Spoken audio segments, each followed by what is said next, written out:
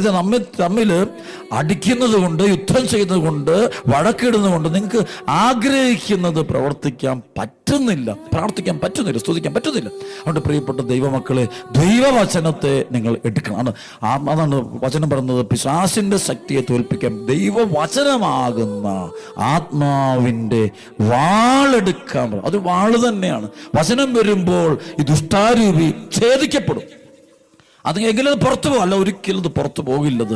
വേറെ എന്ത് കാണിച്ചാലും ചിലപ്പോൾ ഞാൻ കാണാറുള്ളൂ, ചിലർ ഡെലിവേഴ്സിന്റെ പ്രയർ മാത്രം നടത്തിക്കണം. അത് തന്നെയുണ്ട് കാണേണ്ട കാര്യമൊന്നുമില്ല.